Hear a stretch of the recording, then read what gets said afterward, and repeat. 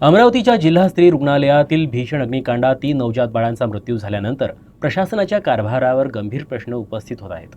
माजी मंत्री तथा काँग्रेसचे ज्येष्ठ नेते डॉक्टर सुनील देशमुख यांनी रुग्णालयातील अग्निसुरक्षा यंत्रणा कार्यरत होती की केवळ कागदोपत्री असा सवाल करत प्रशासनावर घणाघाती आरोप केले आहेत। स्प्रिंकलर आणि स्मोक डिटेक्टरवर प्लास्टिकचे कव्हर असल्यानं आग लागल्यानंतर यंत्रणा कार्यान्वित झाली नसल्याचा दावा देशमुख यांनी केला। रुग्णालयातील अग्निसुरक्षा यंत्रणा कार्यान्वित होती की केवळ कागदोपत्रीच असा परखड सवाल काँग्रेस नेते सुनील देशमुख यांनी केला आहे। रुग्णालयातील स्प्रिंकलर आणि स्मोक डिटेक्टरवर बसवण्यात आलेलं प्लास्टिकचं कव्हरच काढण्यात आलं नव्हतं। त्यामुळे आग लागल्यानंतर स्मोक डिटेक्टरचा अलार्म वाजला नाही आणि स्प्रिंकलरमधून पाण्याचा फवारा देखील झाला नाही असा आरोप त्यांनी केला।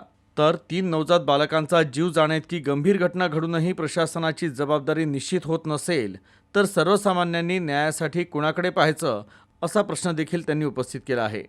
तर हे व्हेंटिलेटर डुप्लिकेट आणि चायनामेड असल्याचाही आरोप त्यांनी केला।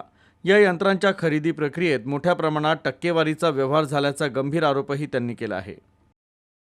म्हणजे किती मोठी टक्केवारी त्या ठिकाणी वरती खाल्ल्या गेली असेल आणि किती सब स्टँडर्ड इन्स्ट्रुमेंट आतमध्ये यांनी पाठवले असेल पूर्ण महाराष्ट्रात। कारण की त्याचं कॉम्प्रेसर असतं, छोटं असतं व्हेंटिलेटर, ते फुटल्यानंतर एवढा मोठा स्फोट होत नाही।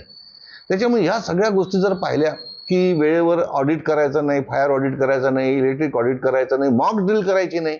मॉक ड्रिल करणं हे फार अत्यंत महत्त्वाचं असते। सगळ्या हॉस्पिटलमध्ये ते होतात 3-4 महिन्यामध्ये की आग लागल्याबरोबर सगळ्यात जास्त जीव वाचवण्यासाठी मुला किंवा पेशंटला किती वेळात बाहेर काढता येता येईल, काय अडथळे येतील, हे सगळं पाहायचं आणि त्याप्रमाणे तो टाईम कमी करायचा। ती मॉक ड्रिल केली नाही 1.5-2 वर्षापासून।